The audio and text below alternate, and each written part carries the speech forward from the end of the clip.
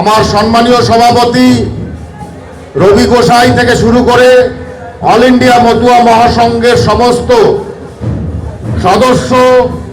সদস্যা সাধু গুরু গোসাই পাগল এবং মতুয়া মায়েরা যারাই এখানে উপস্থিত আছেন তাদের আমার ভক্তিপূর্ণ প্রণাম, আমার শ্রদ্ধা, আমার ভালোবাসা জানাই। আজকের এক ঐতিহাসিক পরিস্থিতি আপনারা তৈরি করেছেন। এই ঐতিহাসিক পরিস্থিতিতে এক আধ্যাত্মিক চেতনা এবং জাগরণের সৃষ্টি হয়েছে শ্রীরাম ঠাকুরনগর ঠাকুরবাড়িতে। এই আধ্যাত্মিক চেতনার মধ্যে থেকে আমরা পেয়েছি মাননীয় কেন্দ্রীয় স্বরাষ্ট্রমন্ত্রী, আমাদের সকলের পরিচিত এবং বড় ইউপির অর্থাৎ উত্তরপ্রদেশের একজন বড় সমাজসেবী ও পাশাপাশি ভারতবর্ষের একজন সুপ্রতিষ্ঠিত মন্ত্রী এসেছেন আমাদের মধ্যে আজকে বিভিন্ন বিষয়, আমাদের মতুয়া সমাজের বিভিন্ন বিষয় নিয়ে আলোচনা করতে। আমি আজকে দীর্ঘায়িত ভাষণ রাখবো না, কারণ মাননীয় মন্ত্রী যে এসেছেন উনি ওনার বক্তব্য রাখবেন, খুব কম সময় আছে ওনার শিডিউল টাইম, তাই আমি ওনাকে বেশি সময় বক্তব্য দিতে বলবো যে আজকের যে বিষয়বস্তু আছে সেই বিষয়বস্তুকে সম্পূর্ণভাবে তুলে ধরবার জন্যে আজকে আপনাদের উপস্থিতিতে আমরা অনেক কিছু জানতে পারবো আমাদের কেন্দ্রের সরকারের যে বিষয়বস্তুগুলো আছে। তাই আমি আমার বক্তব্য বেশি না বাড়িয়ে আপনাদের সামনেই আগামীতে আমাদের মাননীয় মন্ত্রীজি বক্তব্য রাখবেন, আর এইটুকু বক্তব্য রেখে আমি আমার বক্তব্য এখানেই শেষ করলাম। জয় হরি বল, জয় মতুয়া ভক্তের জয়।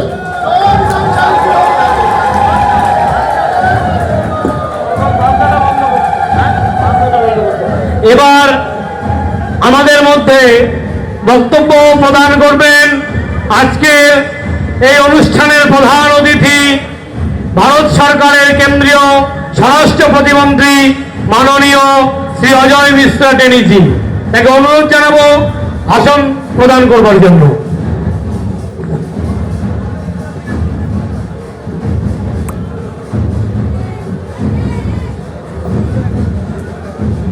जय हरि बोल, जय हरि बोल, जय हरि बोल। आज मेरा बहुत सौभाग्य का दिन है जब प्रमथ रंजन ठाकुर महाशय और बड़ी मां के धाम पर मुझे आने का मौका मिला, उनके मंदिर में दर्शन करने का मौका मिला और आप सबके भी दर्शन का सौभाग्य मिला है। जय हरि बोल। ये मेरा सौभाग्य है आज इस मंच पर ठाकुर गोसाई हम सबके मार्गदर्शक आदरणीय श्री मंजुल कृष्ण ठाकुर साहब जो प्रधान सेवक हैं, माता छवि रानी ठाकुर साहब, श्रीमती सोमा ठाकुर जी, ऑल इंडिया मथुआ महासंघ के सम्मानित सभापति और भारत सरकार में केंद्रीय मंत्री आदरणीय श्री शांतनु ठाकुर साहब,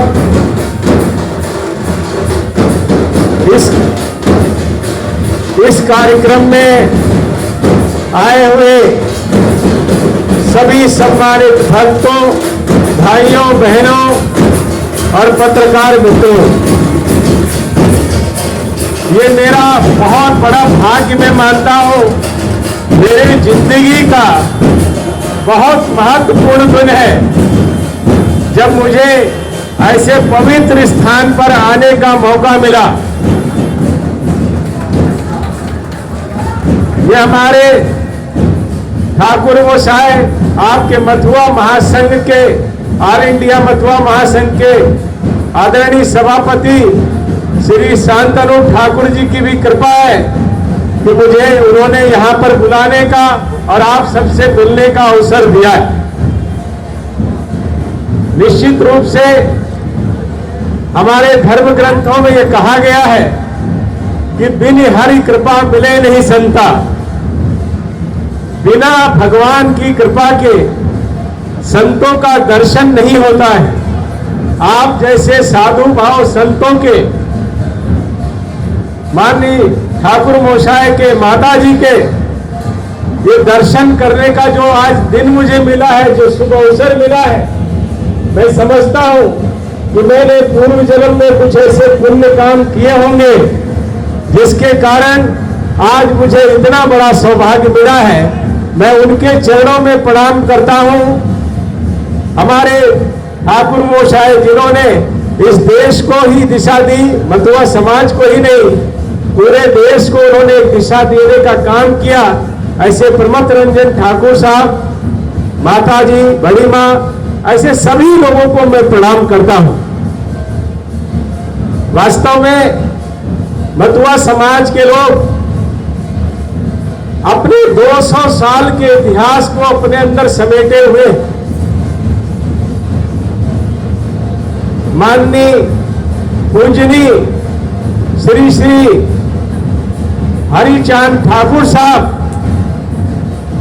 जो इस समय का बांग्लादेश, पहले इस देश का बंगाल प्रांत, जहां पर उन्होंने ईश्वर की कृपा से और ईश्वर के अंश के रूप में जन्म लिया और जन्म लेकर के एक ऐसे समुदाय जो अप्रशस्ता का सामना कर रहा था, छुआछूत का सामना कर रहा था, बहुत सारी शैक्षिक और सामाजिक चुनौतियां उस समाज के सामने थी, लेकिन उस समय गुरुजी ने, श्री श्री हरिचांद ठाकुर जी ने नमो शूद्र समुदाय के लोगों को इकट्ठा करके मतुआ समाज की न केवल स्थापना की, बल्कि उनकी शिक्षा, उनकी सामाजिक गतिविधियां बढ़ सके, वो समाज की मुख्य धारा में आए और समाज में सम्मान अर्जित कर सके।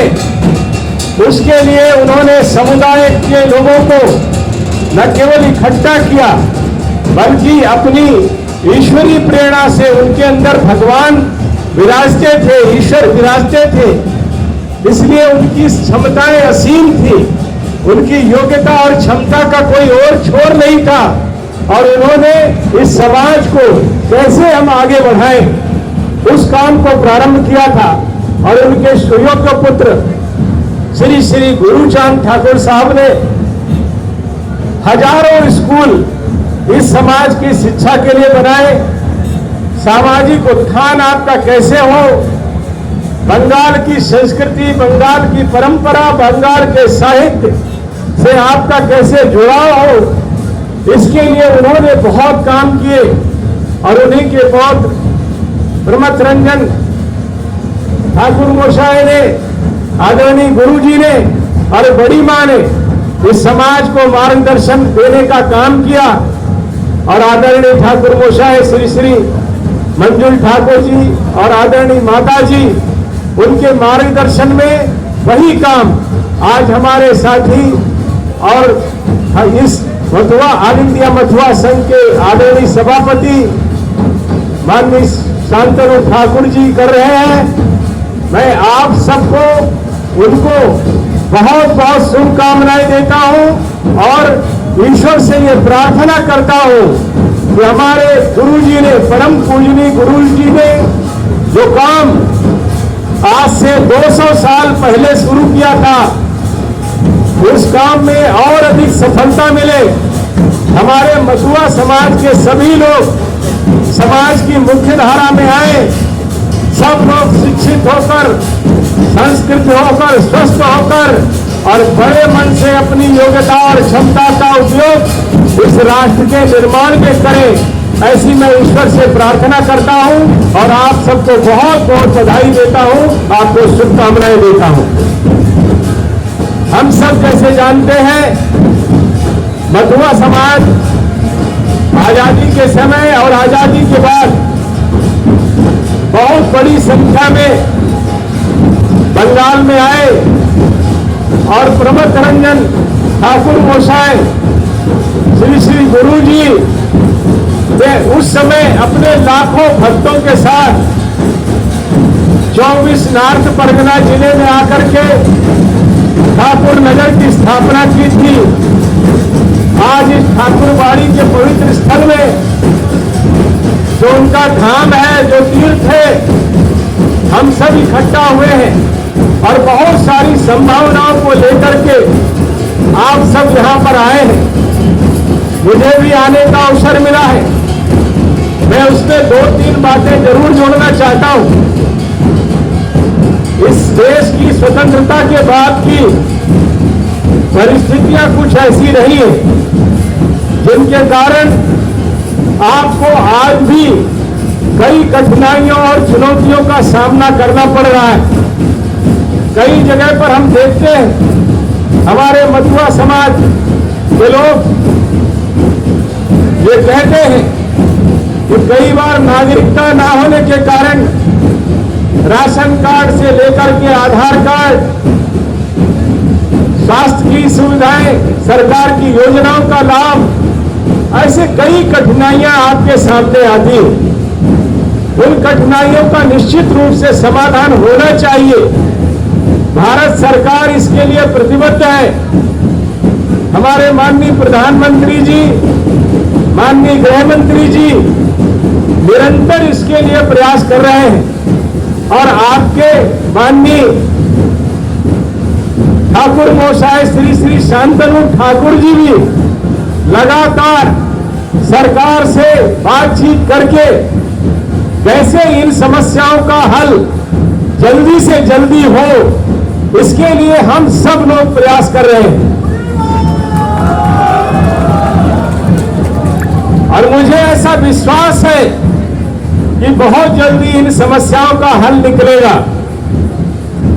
आप सबको जैसे मैंने बताया, भारत सरकार की प्रतिबद्धता है और उसी प्रतिबद्धता के कारण केंद्र में जैसे ही नरेंद्र मोदी जी के नेतृत्व में भारतीय जनता पार्टी की सरकार बनी, हम 2016 में नागरिकता अधिनियम का संशोधन करके आप सब लोगों को इस देश की नागरिकता मिल सके, इसका प्रस्ताव हमने लोकसभा में रखा था।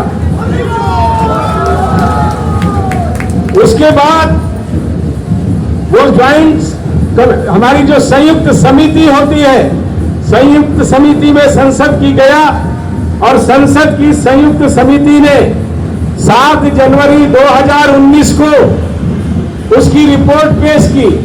8 जनवरी को 2019 को ये लोकसभा में पास किया गया, लेकिन 2019 में पास किया गया, लेकिन राज्यसभा में उस समय पास न होने के कारण और 16वीं लोकसभा का जब समापन हो गया तो वो बिल दोबारा पास करने की जरूरत थी। तो हमारे गृह मंत्री श्री अमित शाह जी ने 9 दिसंबर 2019 को लोकसभा में आप सबको नागरिकता देने में जो कठिनाइयां आ रही हैं, उन कठिनाइयों को दूर करने के लिए पार्लियामेंट में बिल पेश किया। 10 दिसंबर 2019 को हमने लोकसभा में उसको पास कराया। 11 दिसंबर 2019 को राज्यसभा में पास हो गया। 12 दिसंबर 2019 को ये कानून अधिनियमित हो गया है और 10 जनवरी 2020 को ये कानून देश पे लागू हो गया है।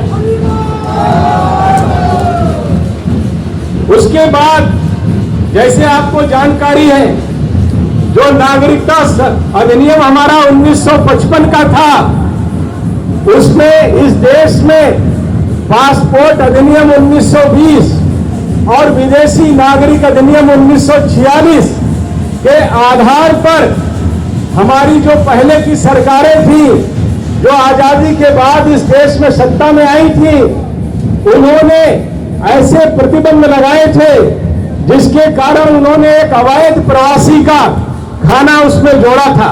लेकिन हमारे प्रधानमंत्री और हमारे गृह मंत्री जी ने उस धारा का संशोधन किया, जो नागरिकता अधिनियम 1955 था, उसकी धारा 2 के उप धारा 1 के खंड बी में हमने ये संशोधन कर दिया है कि 31 दिसंबर 2014 से पहले जितने भी लोग इस देश में पाकिस्तान, बांग्लादेश, अफगानिस्तान से हिंदू, सिख, ईसाई, बौद्ध, जैन, पारसी ऐसे आए हैं, उनके पास कोई कागज हो या कोई कागज ना हो, उनको कोई अवैध नागरिक नहीं घोषित किया जाएगा। आपको नागरिकता का पूरा अधिकार मिलेगा और कोई कागज ना होने के कारण अवैध प्रवासी के रूप में आपके विरुद्ध कोई कार्रवाई न की जाए, इसका भी प्रावधान हमने उसी अधिनियम में संशोधन करके कर दिया है। और उसके साथ साथ जैसे कि आप जानते हैं, जब कोई कानून बनता है तो कानून का पालन कैसे किया जाए, उसके लिए नियम, उपनियम, उसमें क्या प्रतिबंध होते हैं, क्या आवश्यकताएं होती हैं, इन सब चीजों को बनाया जाता है। हमारी सरकार ने इसमें धारा 6B जोड़ी है और 6B धारा जोड़ करके भारत सरकार ने ये नियम बनाया है कि भारत सरकार या उसके द्वारा कोई भी नियुक्त प्रतिनिधि होगा, वो ऐसे नियम कानून बनाएगा जिनके माध्यम से आप सब लोग, आपके पास कागज हो या ना हो, आप सब लोग नागरिकता के लिए अपना आवेदन कर सकेंगे। वो नियम बनने का काम प्रारंभ हो गया है। अभी जो हमारे पास जानकारी आई है, कोविड के कारण थोड़ी सी रुकावट हुई थी, थोड़ी सी रुकावट कोविड के कारण हुई थी, लेकिन अभी जो हमारे पास लोकसभा और राज्यसभा में ऐसे नियम बनाए जाते हैं,